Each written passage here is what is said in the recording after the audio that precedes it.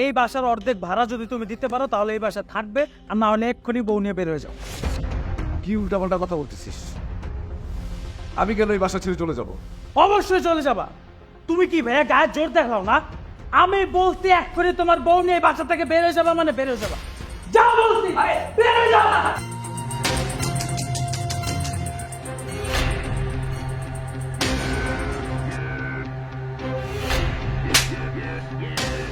অনেক সহ্য করেছি, আর না। বেয়াদব একটা সীমা আছে। বাবার মতো বড় ভাইকে এভাবে ধাক্কা মেরে ফেলে দেয়, এটা তোমার কেমন শিক্ষা, কেমন মানবতা? আজকে আমি তোমাকে মানবতা শিখিয়ে ছাড়বো। খবরদার, আর একটা বারো যদি আমার ছেলের গায়ে হাত দাও না, খুব খারাপ হয়ে যাবে। আমি কিন্তু ছেলে কথা বলবো না। যা।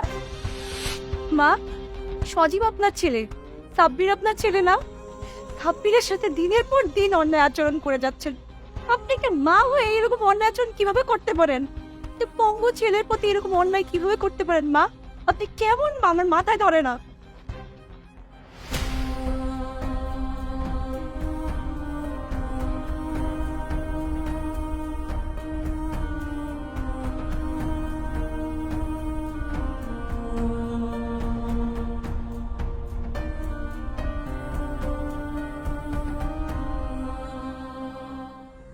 মা, এই ফকিন্নির মেয়ে আমার গায়ে হাত তুলেছে, এটার প্রতিশোধ আমি নেবই।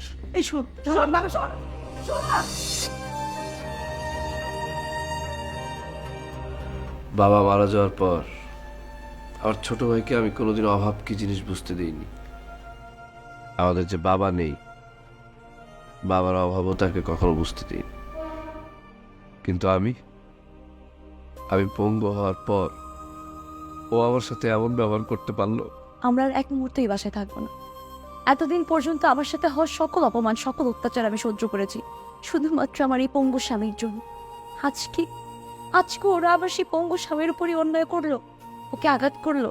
আমরা আর এই বাসায় থাকবো না, সকাল হলেই আমরা চলে যাবো। হ্যাঁ, আমরা এই বাসা থেকে অনেক দূরে চলে যাব। যেখানে যাব প্রয়োজন হলে সেখানে একবেলা খাবো, একবেলা খাবো না। তারপর এই বাসায় আর দয়া নিতে আসবো না। জানো, আমি পৃথিবীতে এমন মা কখনোই দেখিনি, কোথায়ও দেখিনি। যদি তিনি সৎ মা হতো তাহলে একটা কথা ছিল, নিজের আপন মা কখনো তার সন্তানের সাথে এতটা অন্যায় আচরণ করতে পারে? আসলে মানুষের মুখে সবসময় একটা কথা শুনতাম, মানুষ যখন বিপদে পড়ে তখন মানুষের বউ ছেড়ে চলে যায়, কিন্তু মা যায় না, মা থাকে। কিন্তু আমার কপালটা দেখো, কি পোড়া কপাল। আমার বিপদের সময়, আমার কষ্টের সময়, আমার দুঃখের সময় আমার মা আমাকে আরো বেশি কষ্ট দিচ্ছে, আমার থেকে দূরে সরে চলে যাচ্ছে। আচ্ছা, তুমি বলতে পারো এটা কেমন মা?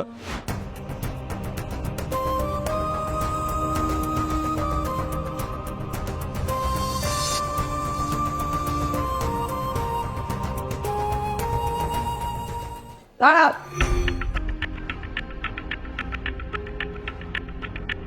কোথায় যাচ্ছি তোমরা?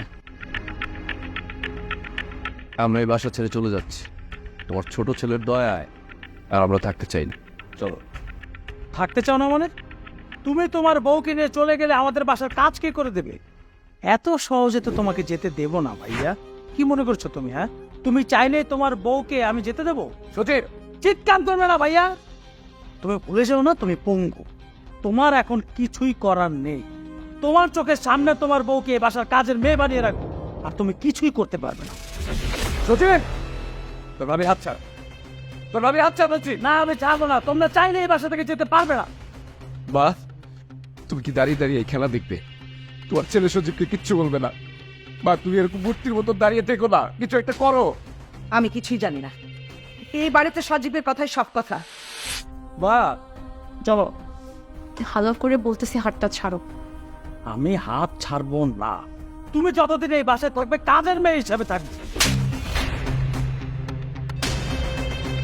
অনেক সহ্য করেছি, এতদিন চুপচাপ অত্যাচার সহ্য করেছি। তার মানে কি ভেবেছো আমি দুর্বল? আমার স্বামী পঙ্গু বলে কি ভেবেছো আমি দুর্বল? না, অনেক সহ্য করেছি, আর সহ্য করবো না।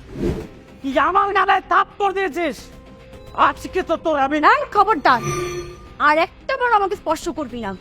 আর একবার যদি স্পর্শ করছিস না, মহল্লার লোকজনকে চিৎকার করে ডেকে এমন কিছু বলবো যে তুই আর তোর মাকে মহল্লার লোকজন মারতে মারতে বাসা থেকে বের করে নিয়ে যাবে। আমাকে কি মনে করছিস তুই? হ্যাঁ, ঠিক আছে, তুই যখন যেতেই দিবি না আমিও যাব না। আমি তোদের শেষ দেখেই ছাড়বো। কি করবি তোরা আমার দেখবো আমি। চলো।